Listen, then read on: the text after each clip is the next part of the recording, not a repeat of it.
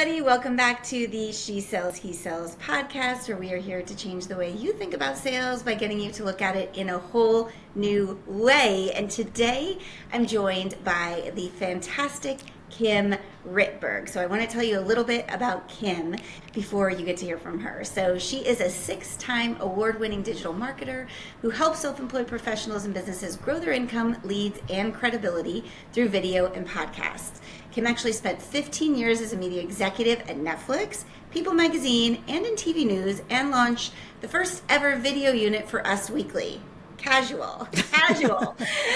She's been featured in Business Insider, Forbes, Fast Company, speaker across the country. In fact, she even does guest lectures at Syracuse University. She's a graduate of University of Pennsylvania, Annenberg School, and is a fellow podcast host. Hosts the Top 1% podcast, The Exit Interview with Kim Rittberg, and that was spurred by her decision to quit corporate and launch her own business after working in the hospital while giving birth to her second child. We are definitely going to talk about that. And the podcast helps self-employed people bet on themselves and win with founder stories and concrete advice, as well as some solo mini marketing masterclass episodes.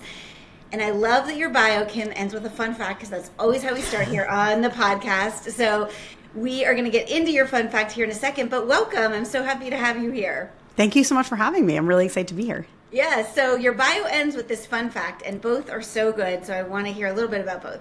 You spent a year backpacking solo, and you used to perform improv comedy, but not at the same time. So not at the same time. Yeah, backpacking solo. When was that in your life? When did you do that? Yeah, so a year after college, I just decided I was going to do a gap year, which, like, it wasn't even called a gap year because we're not British. Only British people do gap years. Yeah, I studied abroad in Spain in college and even in high school as well. And I just knew, like, I love traveling, and I just still had the travel bug, and I needed to travel. And both of my parents actually had done a lot of travel. My dad met my mom halfway through a round the world trip, and my mom did a lot of travel when she was younger. So I think that's like a little part of my DNA. And so I ended up living basically like out of backpacks, youth hostels. I worked a little bit in Sydney, Australia, but it was crazy. Like, it was an amazing year. Very cool, very cool. And then the improv comedy, this is what I really want to dive into. So how, what, where, when, why? Like, tell me everything. So I've always considered myself funny. Actually, people think I'm funny, all right? But my brother is a stand-up. Well, he's a stand-up comedian, a writer. And when we were in our 20s living in New York City, he had heard taking improv really helps you be a better comedian. It's really good for you. And he's like, Kim, I'll pay for the class if you'll take it with me. And I was like a totally broke journalist. I was like, yeah, okay, you're going to pay for it, fine. And I ended up really liking it, and he stopped after a little while, but I ended up sticking with it for like 2 years, performing in tiny little black box theaters, like no frills, like no set decor, just like a couple benches, some black curtains. And it was really, really fun. And I also think it helped a lot. I was at that point a producer in like TV covering red carpets. So being better on your toes for sure helped me be a better producer in terms of interviewing people and staying like sharp. So it ended up being good for work, but it was really just so fun. That is awesome. I love improv comedy. Like, I love watching it. My oldest daughter did this program called Destination Imagination. Oh, cool. I don't know if they have that That's so cool. where you are in New York, but it's this global thing, and there's different categories, and she did the improv category back when she was in like 5th, 6th grade. We actually made it to globals, and it was a whole thing, and I just appreciate that level of intelligence and creativity and thinking on your feet, and I would imagine that serves you really well in what you do right now. Yeah, for sure. I mean, I think that, when you're kind of like dealing with people all day for your business or for your life, I think just the idea of like yes and, which is the underpinning of improv. It's like anything someone says, you never say, like, if you're in a scene with someone and they're like, oh, I'm playing tennis, you don't say, no, we're playing golf. You're like, yeah, tennis. I'm not that good, but it's really fun. Yes and so you just kind of go with it. And I think that concept is great for life. It's great for business. And I think it's just a little bit of like carpe diem, just like, just let things go the way they're going to go. And, as an entrepreneur, it's like, some stuff you can put on your vision board or your Pinterest board or your Notion board or whatever, Airtable, but like there's a lot that you can't. And I think that it kind of like lets you exist in that world of like follow what's feeling right and follow what's feeling good and combining that with like where you want to be going. Absolutely. And then the humor part, I think adding levity and humor into what we do. I'm always telling my kids, my clients, like, it's not that deep. And it's really not that deep. I mean, we want to take our work seriously and be professional, but that level of fun added onto everything, I think makes you a really compelling person, a compelling brand, which kind of leads us into what you do. So let's say someone didn't hear your bio, knows nothing about what you're doing as an entrepreneur. How would you describe your business in simplest terms to someone? Sure. I help business owners and founders grow their visibility, credibility, and revenue through video and podcasts. So that's everything from showing up with more confidence on camera to actually what should you be creating for video and podcasts to grow your business. Those are like the two main things that I do. And I run a group coaching program called Video Bootcamp, which is the foundation for video, whether it's social media or your website. And so that's my main thing. I do group coaching and I also do one-on-one programs. Amazing. And are these entrepreneurs solely that are coming to you, or are you finding you have people that are maybe working in corporate, wanting to build a personal brand? How's that? Yeah, it's a lot of anyone who relies on putting themselves out there to build their business is my client. So that's business owners, founders, consultants, coaches, real estate agents, people who need to show up as themselves. And then I do have, I trained our media trained a supermodel recently. I've trained a member of Congress. So I think that the showing up with confidence and knowing what you're saying, whether that's obviously like a member of Congress or a supermodel, they're going on TV. But for regular people, it might not necessarily be for TV. It might be for social media or for podcast. So I think I have basically there's those two branches. People who want to be more confident public speaking, maybe be more confident on TV. And then there's regular people who want to be more confident public speaking, elevator pitching, getting more clients, and for social media. Mm-hmm. Yeah. And I think it's, kind of a non-negotiable in the world we live in, the idea of putting yourself out there. So I want to get into all that, get some of your top tips, but let's first back up a little bit. In your bio, you said you moved into entrepreneurship while you made the decision while you were working, while giving birth to your second child. So tell me about that. What was that situation all about? So, it really was. People are like, you didn't really start your business from the hospital bed. I'm like, I kind of did. Well, so I'd always been in TV, and TV is, like many other industries, very grueling and really, really fun. I feel lucky that I got to have so many amazing opportunities. I worked in TV and I built Us Weekly's first ever video unit. And I really feel so honestly, really, really, obviously I worked hard, but I feel very lucky and honored to have had that career. But there is a point at which, maybe you're pregnant or thinking about getting pregnant and you look around and you say, who else in this office has a kid? Who's here till 9 o'clock buying their kids' clothing online versus who's home actually being with their kids for bedtime? And I wasn't somebody who dreamed of a wedding and a baby, but I was no, I'm excited about having a child and I would like to see that child. And then as I built the video unit for Us Weekly, I had the most amazing time, but the company ended up getting bought. And they were bought for $100 million. And the new owner said to me, oh, I'm really excited about the video unit. It's a big part of the reason that we wanted to buy you. I'm like, oh, great. But it's an acquisition. And so it was really messy. So many people were fired. I wasn't fired and my team wasn't fired. But everyone I built relationships with, my boss, everyone was fired. We had to move the entire studio, literally all the studio, into a new location. I was 9.5 months pregnant. Mm-hmm. So, and I just was in the hospital looking at people's resumes to refill the roles of people quitting from my team. And I was like, I don't want to be this character in a rom-com, this hashtag career woman who's literally, truly has her phone in her hand while getting an IV drip. And I just was like, I'd like to decline this part in the rom-com. And find me another role. And so I decided I wanted to work for myself. But entrepreneurship's not that clear cut. It took me another 2 years. I took 2 more jobs that did not end that well. And because a mixture of the industry and a mixture of my head being I don't really want to be here. And so 2 years later, I really started my business. And so I decided to take what I've learned, which is how to really write interesting, great content for video, but also help people show up better. I'd media trained hundreds and hundreds of people through my experience in TV. And at Us Weekly and at Netflix is how do we create really cool, interesting content that people want to watch? And so I decided that was the business I was going to build. And working with individual business owners to give them the confidence and the knowledge, and help them actually build the content machine for their business, because everybody has to nowadays. It's not enough to like have a website and post some AI content on social. It's not enough today. So it's been a really amazing ride. And I think the best thing is like, I have the most amazing clients. Truly, like I really feel like, oh, I just did this to like start a business because I need to make money, but I'm like loving the work I'm doing. And I feel so lucky to be able to meet all these cool people from all over the country and help them. Like they like me because I'm helping them. I'm like, that's so cool. You know, it's just, it's been a really incredible ride. Yeah. So many things you said there I want to dive into. To your point about having amazing clients, I think that is a testament to you showing up as you and doing what you tell your clients to do. Yeah. Like attracts like. And we have a lot of entrepreneurs that listen to our podcast, and I really want everybody to rest on that and take that in. When we kind of hide behind the veil of, just a static image in the post or the website or all those things, you can't really get your vibe out there. And when you do have that vibe, you attract the right people. So obviously that's what you do so well.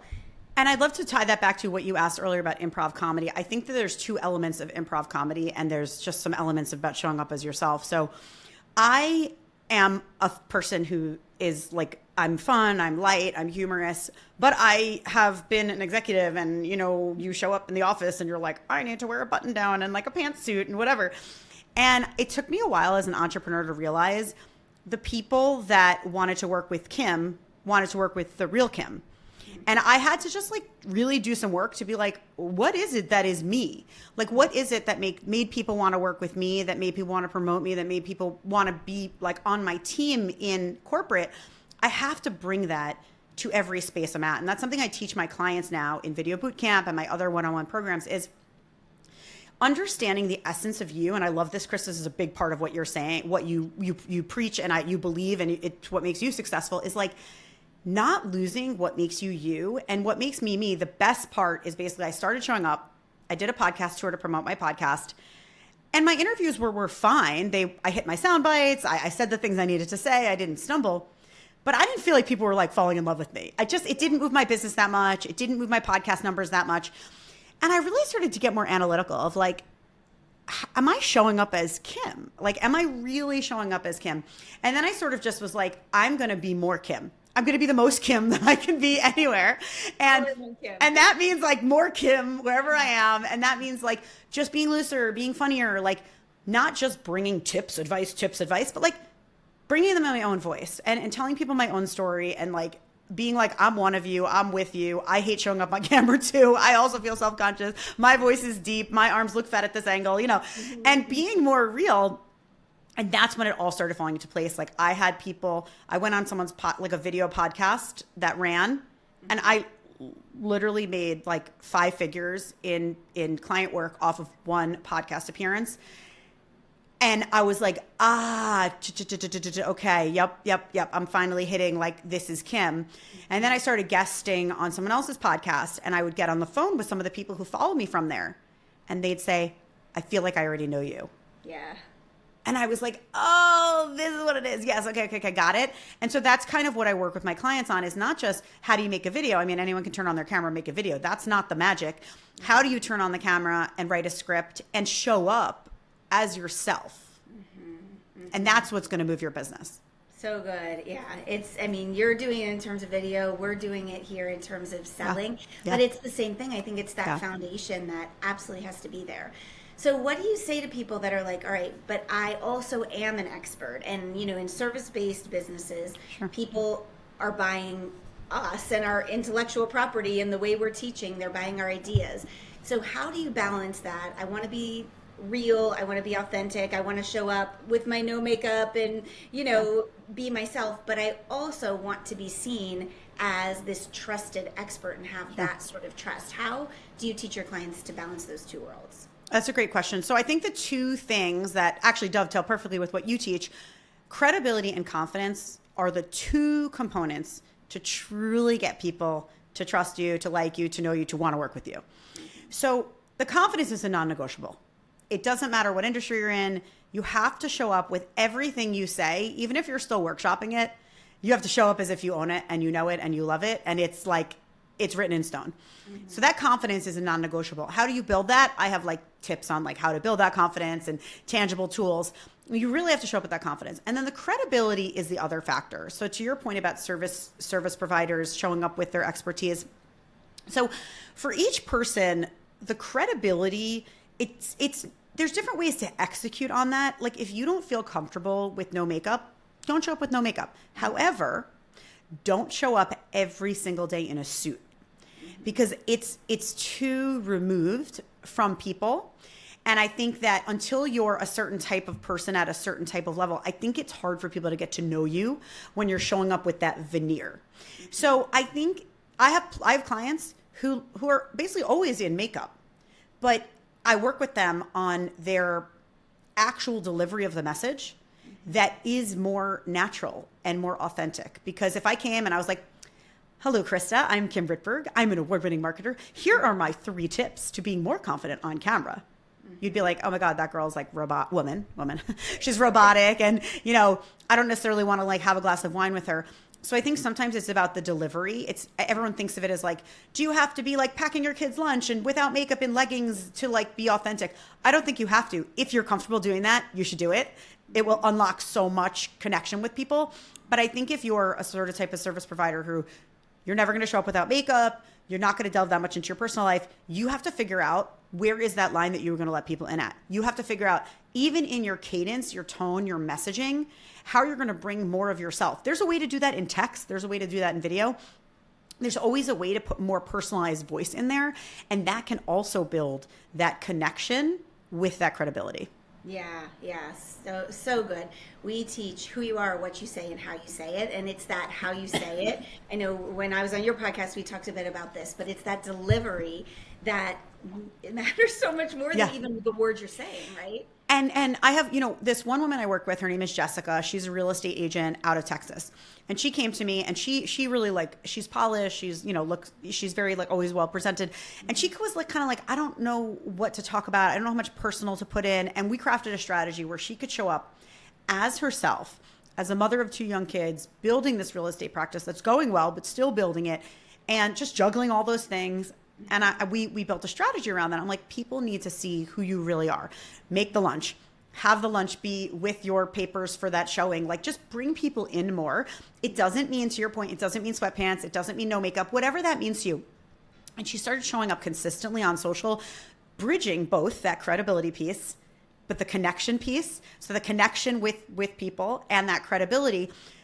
And over time, she kept showing up. She's now landed her 3rd client, her 3rd commission directly from social media. And she said that these are people who switched to her and felt like that she was experienced because credibility. She's always showing what she's talking about each day, what she's working on. She's bringing her facts, but also because they felt that connection with her as a person, as a human, as a mom, as a fellow business owner, whatever.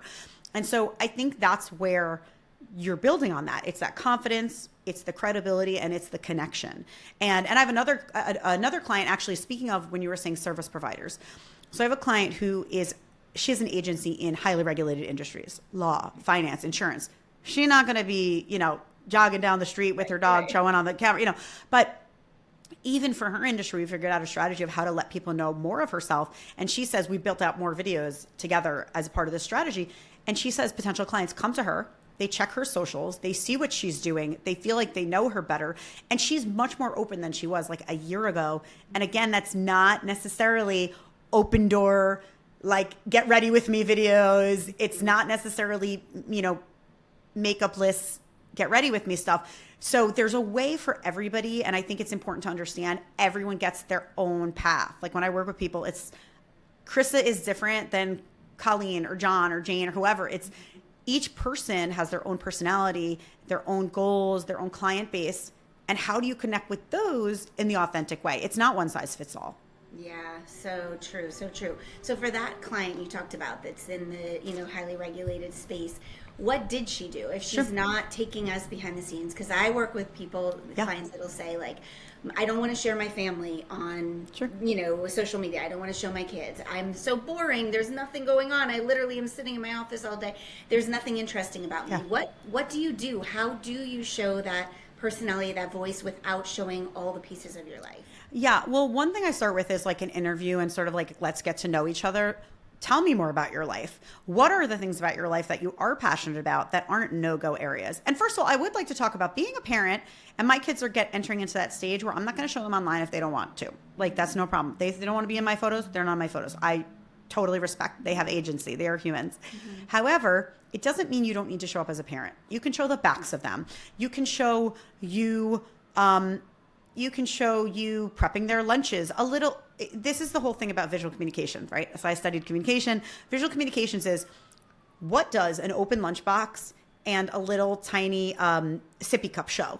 Mm-hmm. It means you have a kid under the age of 5 or 7 or whatever. So you don't always have to be showing those personal parts of your life to be talking about them or to let people relate to them. So there's the element of being a parent, being a working parent. There's the element of being a business owner. So with this client, we talked about the process of like, what does a week look like as a business owner? And that was more like a loose, like that was more visual. That was more of a lifestyle video, but it still worked great on more buttoned up place like LinkedIn. You don't have to, it wasn't, again, it wasn't like her at the bar drinking, but it was her living her life as a business owner, going for a run with her dog, things like that. And then the other thing was, we did this About Me video where we brought her story of her company. You think a story of your company is boring? It's not boring. Why did you really start this company? It was named after her grandmother, and we laid in photos of her grandmother, like black and white photos of her grandmother from, 60 years ago. That's really cool. Like, that's so cool. And so, I think that we sometimes forget that our lives are interesting to other people, and the connections we have with other humans. It doesn't have to be epic. You don't have to climb Mount Everest to connect with people. If you're a dog person, there are dog people. If you're an entrepreneur, there are other entrepreneurs. If you're a parent, there are other parents. They just want to connect with you in that human level. Yeah. It's so true. And I think we talk ourselves out of telling stories because we think they're boring and vanilla. But I always say, why do we watch reality TV? We're just, as humans, curious people. We like to see inside other people's lives. And you don't need the big McMansion and, the Rolls Royce outside. In fact, that puts you on a different plane. We want to feel like we see ourselves in you. Yeah. So sharing all those bits is so important. What do you say to people that are like, I'm cringy, I'm worried about what other people think? How do you help people get over that hump? Because that is obviously a huge obstacle in showing up on video. I'll tell you the dirty little secret. Everybody hates how they look and sound on camera. Truly, every single person, it doesn't matter if you're a celebrity or a model or like a regular person, everyone is really, really self-conscious. So the big tip I give to people where we start is this point of, we are in supermodel mode. So we think everyone's looking at us, judging our hair, our makeup, our outfit. We need to set that aside and shift into teacher mode, where we're really focused on our message, on our lesson, whatever we're imparting in our content. Just that shift starts the process of giving yourself permission to show up. Mm-hmm. And people who have started showing up, once you start showing up, you realize, oh my goodness, I'm actually helping someone by showing up. If you believe in what you do, and you're here because you do. So like, I have this client who came from, where was she from? She was from Iowa. She messages me. She comes through Video Boot Camp. She messages me, Kim, you'll never believe it. What? She goes, I showed up on video. I posted in Instagram stories, talking to camera, and I thought everyone was going to make fun of me. And someone wrote back, that's such an interesting point, and asked me a follow-up question. I'm like, right. That's exactly what I said would happen. Like, no, like I told you that. No one's going to be like, you're disgusting. Oh my God, your voice is so high pitched. Like, we all hear ourselves. Like, there's actually a scientific thing. We actually hear our own voice differently than the world hears us. So the first times you're hearing your voice on voicemail or on video, it actually sounds weird to you because we hear our own voice through our inner tubes. Do you go to the grocery store and everybody runs out screaming? Right. Your voice is fine. Have you lived to this point in your life without people like throwing pies at you in the street? You're fine. Like, we're fine. And so I think it's important to start, like, shift out of supermodel mode, get into teacher mode, and then really start to say, like, I have a list of questions that I go in Video Boot Camp the very first day, because like some people are comfortable on camera, but a lot of people are not. Mm-hmm. We go through this list of like, what empowers you? You figure out which of these questions feels more empowering. Okay. A, it could be, I am doing this for my business. I am doing this for my business. So for me, I was really hesitant to show up on camera, even though I had all the tools. I worked in TV. I know how to show up on camera. I trained people. I was a local reporter for a little while. I know how to do it, but I felt really self-conscious and I felt a lot of judgment. I assumed there would be judgment. So I give the questions. Okay, is this, you just tell yourself, this is a business goal, so I'm going to show up anyway. Okay, another way to think about it is the people who are watching are my tribe, and anyone else I don't care about. So like, you know, I'm really only speaking to self-employed folks. So I'm not thinking about Jane and Lindsay who were mean to me in the high school cafeteria. Ignore them, put them aside. So like I have this list of questions of like which of these, another one that I say is like, you're helping someone. Like your advice is actually teaching or helping somebody. And if you don't show up, you're blocking their growth. And that was actually very powerful for me because I started doing seminars and I started realizing like, oh my God, actually a lot of people don't know what I know. I spent 20 years in media. Why would they? Why would somebody know what I know? And I think that also empowered me to be like, I'm really blocking these people's growth by not giving them my knowledge. So anyway, I have this list of things like, here's the questions to answer that will give you permission to show up and that will give you that push to say, I matter. I should show up. I'm helping people. Because I think the very first step is everyone thinks that everyone's like whispering about them, but we're envisioning the mean girls at the mean table in the cafeteria in high school. That's not who we're talking to. You're talking to your ideal client. So every time you show up, just think about your ideal client who's thrilled to hear from you and don't think about Jane and Lindsay at the mean table. Yeah. And to the last point about you have something to share, I think that's a sales mindset shift I'm always helping people with. You know, whatever the thing is that you're talking about, whether you're selling yourself, you're selling your product, you're selling whatever, it's actually selfish of us to hold that back. We know we have something that's going to be good for other people. Yeah. And we're holding it back because we're worried about ourselves. And that shift for me was game changing. So I love that you're teaching that. So you're talking about like show up. Where am I supposed to show up? How often am I supposed to show up? Like give us a little context on what that looks like in a perfect world. I love this question about cadence. I am really, really adamant about, like we talked earlier about the one size fits all. It's not one size fits all. So even if you don't love being on video and it takes you a little longer to warm up and start showing up with more confidence, but being more confident and owning your voice, that's an amazing step. So first of all, say, am I further than I was 8 weeks ago? Good for me. Don't compare yourself to other people. That person's showing up 5 times a week on video.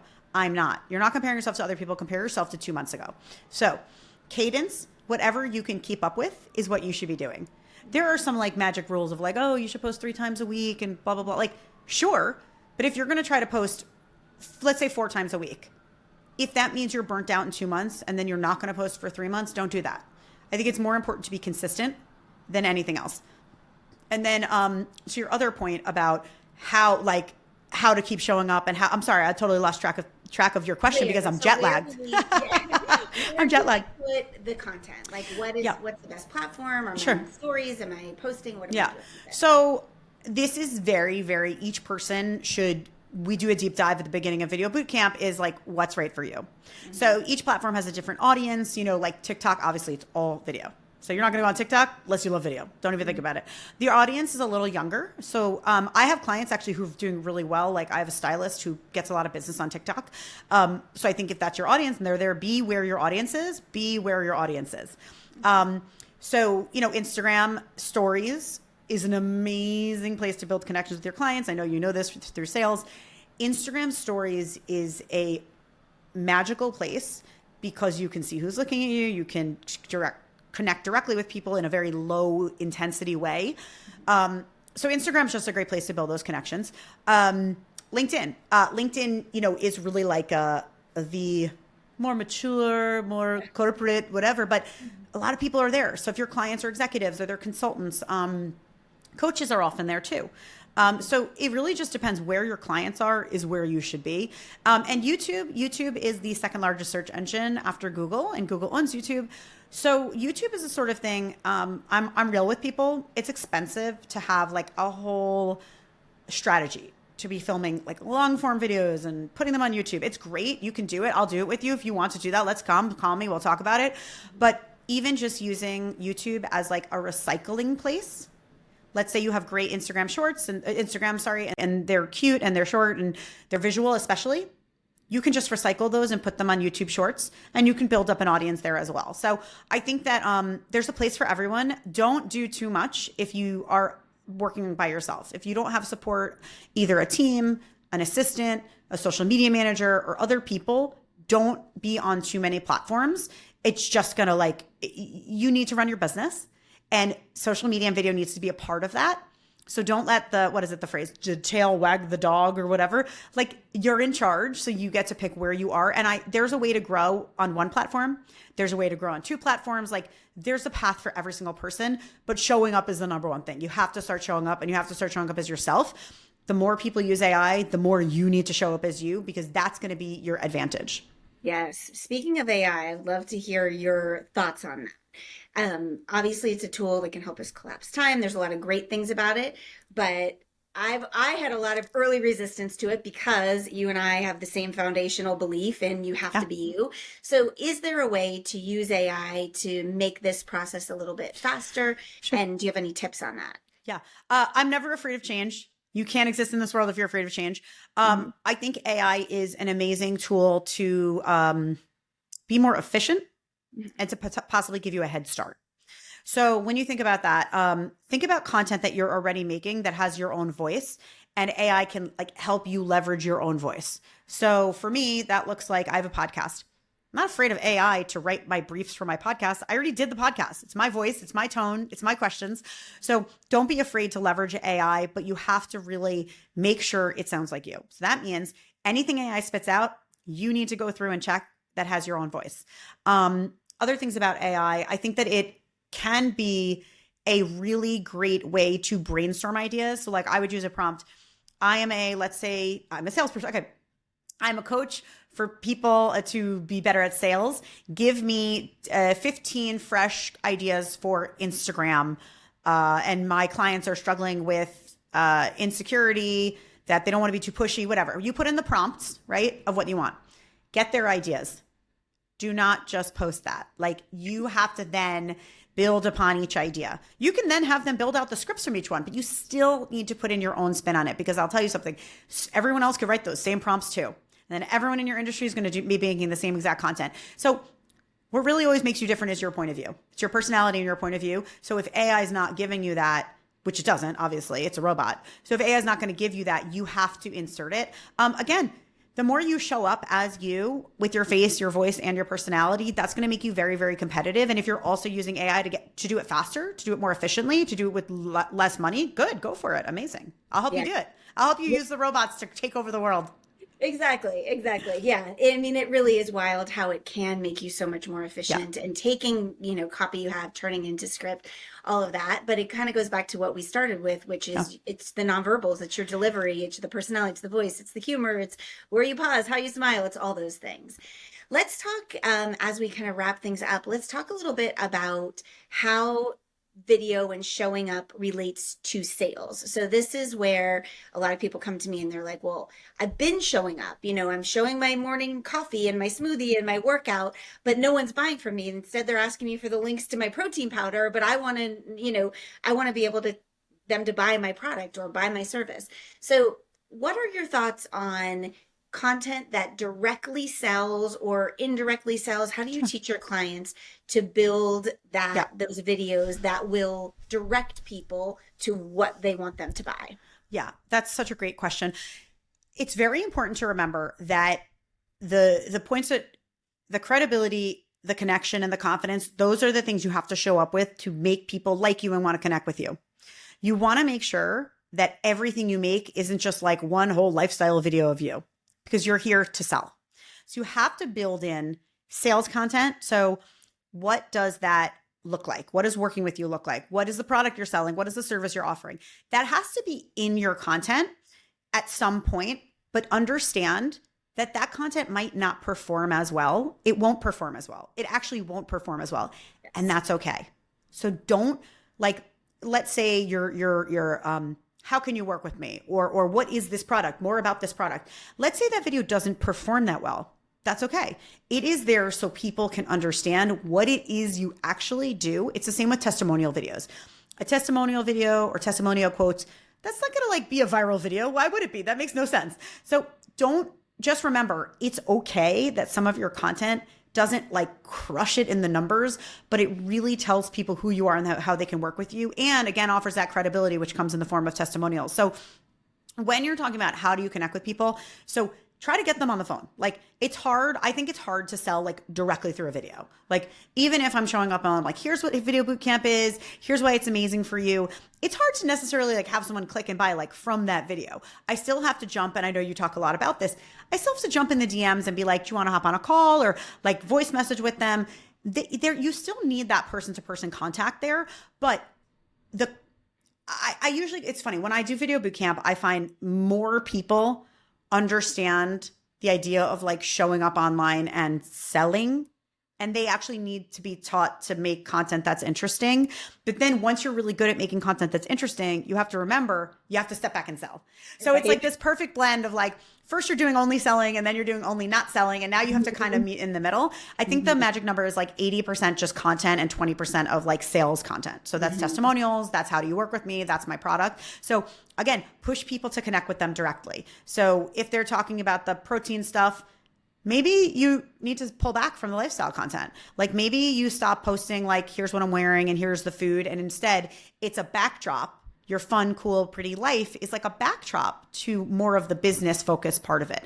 Maybe shift a little bit to seeing the transformation that you bring for your clients, and your cool life is still a part of it. And that's great. But again, really bring back more of the business, because that is why you're there. Right. Yeah. It's obviously that like tricky balance of I want people to know me, Yeah. I want them to pay attention to me, but then I'm also not doing this just because I want to be an influencer. I'm doing this because Yes. I want to affect the bottom line. So for sure, it definitely, it's that push and pull.